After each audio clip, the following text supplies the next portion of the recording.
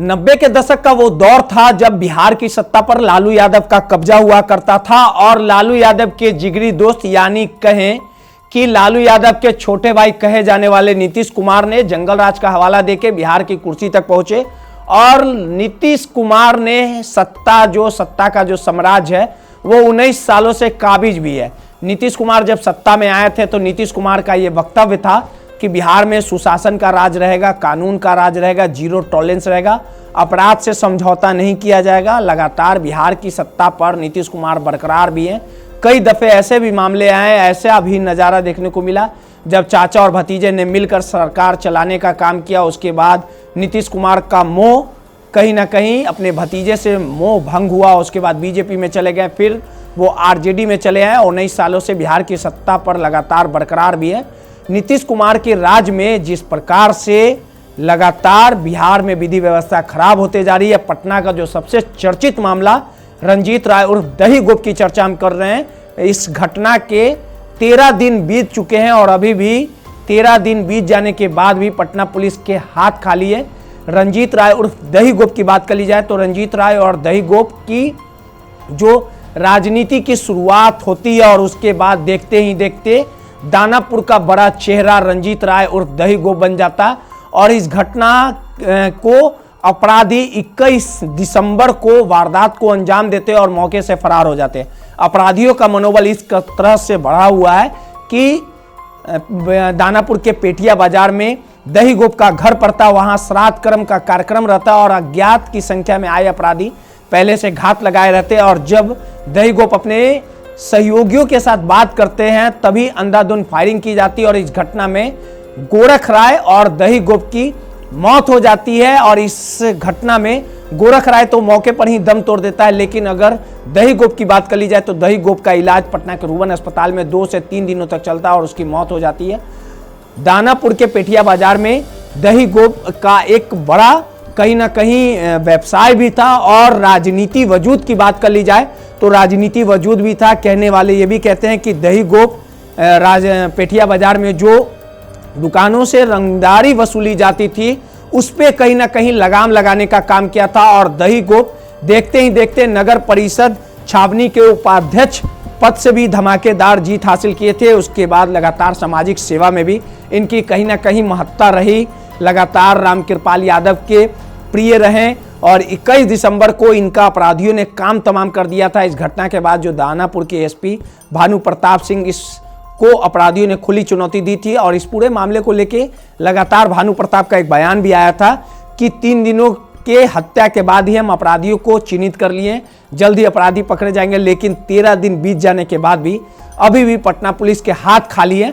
सवाल उठना लाजमी है कि बिहार के मुख्यमंत्री जीरो टॉलरेंस का हवाला देते हैं। इस पूरे मामले को लेकर स्थानीय दुकानदार, उन दही गुप्त के बेटे, उनकी पत्नी प्रियंका कुमारी से भी लगातार हमारी बात हुई। उनका सिर्फ एक ही मांग था कि आखिर हमें इंसाफ कब मिलेगा, आखिर हम आरोपियों की गिरफ्तारी कब होगी।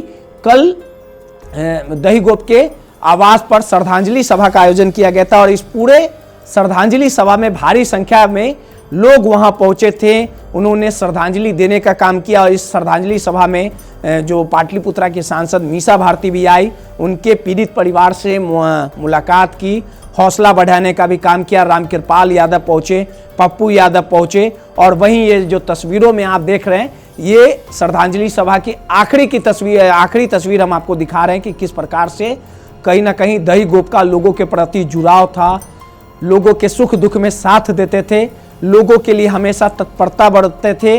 वहाँ के आसपास के जो महिलाएं और बहनें थी वो भी सीधे तौर पे उनका कहना था कि दही गुप्त लोगों की मदद के लिए हमेशा रहते थे।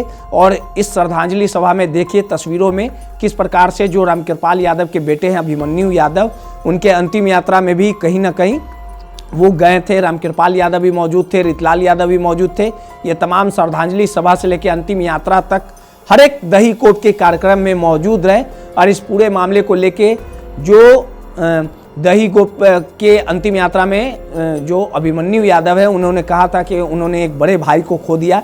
इस पूरे मामले को लेके पटना के एसएसपी से ये गुजारिश भी की थी, अपील भी की थी कि आरोपियों को गिरफ्तार कर लिया जाए। और कल श्रद्धांजलि सभा में पहुंचते हैं दहीगोप के चित्र पर माल्यार्पण करते हैं और कहीं ना कहीं एक पोस्ट जारी करते हैं जिसमें ये कहते हैं कि मन बहुत भावुक है, बड़े भाई को हमने खो दिया। और इस श्रद्धांजलि सभा में उनके चित्र पर फूल चढ़ाते हैं। और इस पूरे घटना के बाद लगातार कोई भी सियासी दल हो, भाजपा हो, जदयू हो, आरजेडी हो, तमाम लोगों की एक ही डिमांड है। मीसा भारती ने भी कहा कि अगर आरोपियों की गिरफ्तारी नहीं होती है तो इस पूरे मामले की जांच सीबीआई से कराई जाए, क्योंकि उनके परिवार वाले भी जानते हैं। लेकिन तमाम दल के एक ही आवाज, उनकी पत्नी की भी एक ही गुहार कि हमें इंसाफ मिलना चाहिए। लेकिन सवाल उठना लाजमी है कि आखिर कब तक पुलिस इस घटना को लेके गिरफ्तारी का दावा करेगी, पुलिस कब तक हाथ पे हाथ धर के बैठी रहेगी, आखिर पुलिस कब तक अपराधी आएंगे, फायरिंग करेंगे, हत्या करेंगे और खोखे का चुनने का काम करेगी। अब देखने वाली बात होगी कि 13 दिन बीत जाने के बाद भी कब तक पुलिस इन्हें पकड़ पाती है। और जो एएसपी दानापुर के भानु प्रताप सिंह है, जो ये दम भर रहे हैं कि जल्द ही अपराधियों को गिरफ्तार कर लिया जाएगा। अगर आप हुजूर अपराधियों को पहचानते हैं, 3 दिनों के बाद ही उन्हें चिन्हित कर लिया था, तो आखिर किस बात की देर हो रही है? ये कहीं ना कहीं पीड़ित परिवार, दहीगोप के परिवार और जो गणमान्य और जनप्रतिनिधि के जो लोग हैं, रीतलाल यादव हो, रामकृपाल यादव हो, अभिमन्यु यादव है, आखिर आपको जवाब देना पड़ेगा। और देखना दिलचस्प भी होगा कि कब तक इस आंसू पे, इस दर्द तकलीफ पे कब तक पुलिस का मन पसीजता है, कब तक आरोपियों की गिरफ्तारी होती है, ये तो आने वाला समय ही बताएगा। पटना से दर्श न्यूज के लिए रोहित और पशुपति की रिपोर्ट।